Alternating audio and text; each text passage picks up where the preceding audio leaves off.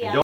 What's up, Homestead homies? This is Oscar with Doug and Stacy, and I'm Stacy, and today we are going to make a summer garden relish, and I'm going to ferment it.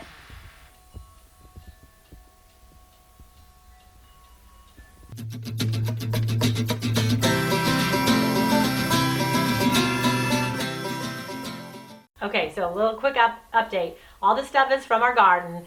Little update on our garden. It's doing okay, not the best.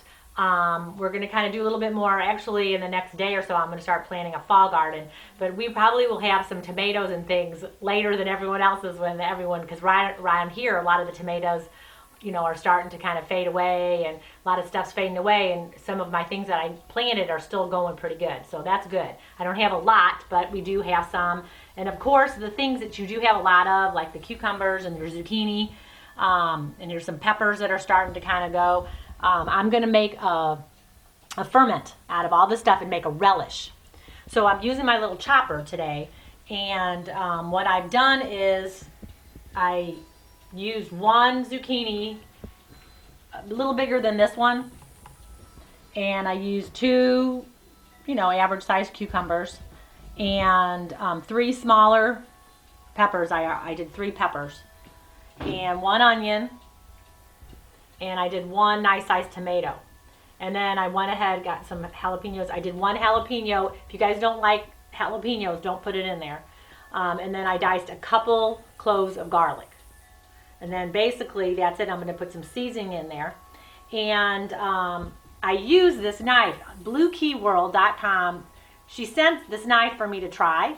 And I have to tell you guys, you know, our knives aren't very good. And this knife is, I love the way it holds in your hand, and it is heavy duty, and it is actually the nicest knife that I've ever owned. So I really do like this knife because I can really cut with it and I can hold it. I mean, it's heavy duty. So I do like this knife, and we will leave a link below if you guys want to learn more about it. But what I'm going to do now is finish up chopping this up, and I'm dicing it pretty good because I am making a relish out of it. And there's the rest of my tomato in there. And then I'm going to chop it up pretty good. And then I'm going to blend this all together. And I'm going to go ahead and put it in some jars that I've already cleaned. All right. So that's all ready to go. So normally when I'm doing stuff, it's like all about what you have. You know, you don't always have, you know, this or that. So I have so many cucumbers and I never know what to do with them, and you really can't do too much besides making pickles and things. And I actually, when I ferment, I don't like fermented cucumbers that much because they're so mushy. That's just my personal opinion. A lot of people do like them. But that's why I'm going to mix them in with this. So I have a lot of zucchini. I love zucchini. Zucchini's good. And then peppers and onions. And then I put the tomato in there to give it a little looking pretty. Okay.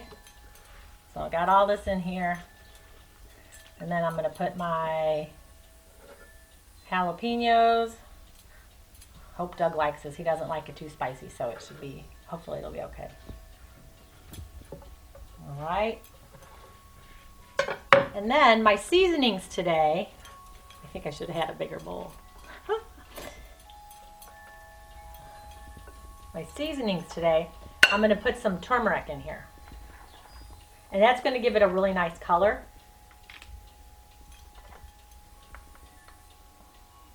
I'm going to put in about a teaspoon or so.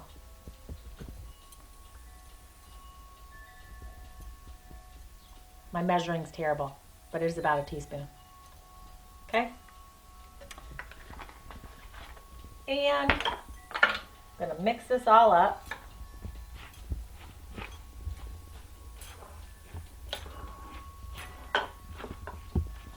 And I'm going to put some salt in it also. And I think I'm going to go a couple tablespoons, and that's what's going to help ferment it.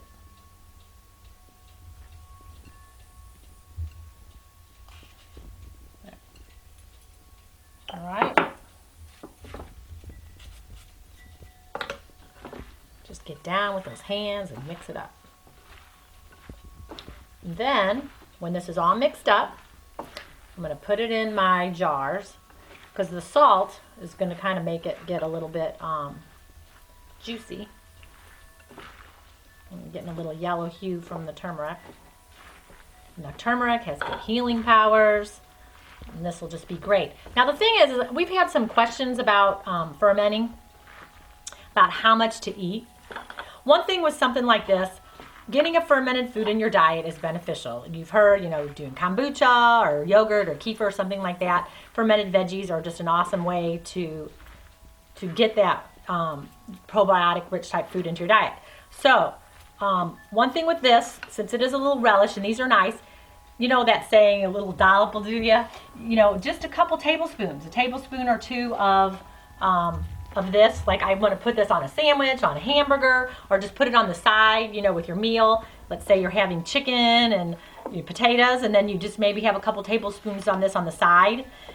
It's just a great way. That's all you need. That's why what's so nice is you cut this up, and I used a lot of, you know, veggies when I did it, but you don't need that much, and it will last a long time because once it's done fermenting and you put it into the refrigerator or the icebox, then it will last for quite a few months.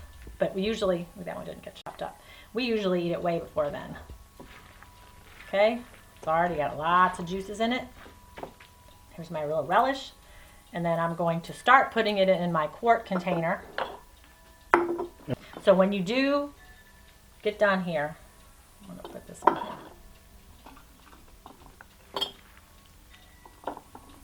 I need a funnel.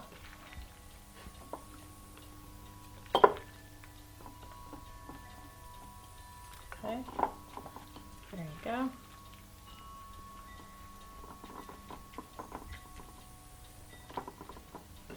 Okay, and then I'll probably have enough for a quart and maybe a pint when I get done with this. It's too much.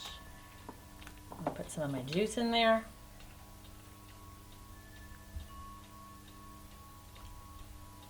Stop it for a minute. Just stop it. Okay guys, so I went and got a funnel, which I didn't have out for my next one when I fill up. But what's so neat about this is a lot of times when you ferment, you do need to make a brine, which is your salt and your water. This is so juicy with the tomatoes and the cucumbers and everything that you don't need a brine. So this is already got my liquid over it. It's already doing really good.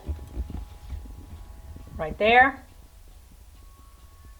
And then here I'm going to fill up this one.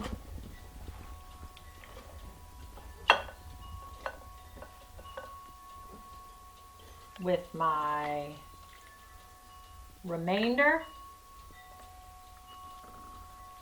Okay. A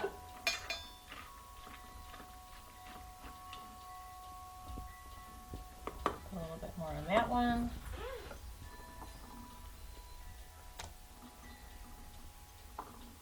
It's kind of full. Okay. Might be a little bit too full to just eat that per snap. And then what I like to do is usually, you know, you can put a weight on top of this. Clean vegetables, whole pieces. So like if I wanted to do a whole zucchini or like a top of a zucchini, and I'll show you, I'll do that on one, and then this one I'm going to try to do the peppers. Because I don't want any air to get into this. So here's, you want it covered because the liquid with the salt in it is what protects it. So you want it covering it. So what I'm going to do is I'm going to get my pepper and I'm going to push my relish down into the juice, into that brine, just like that. So that none of it can come up and get any oxygen.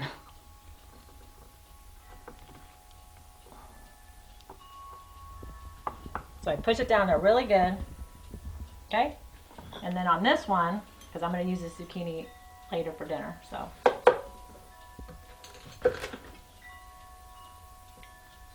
Let's see. You want to kind of gauge your size. So I'm going to use this. Ooh, and it's going to work perfect. And I'm going to push that in there, and that's going to keep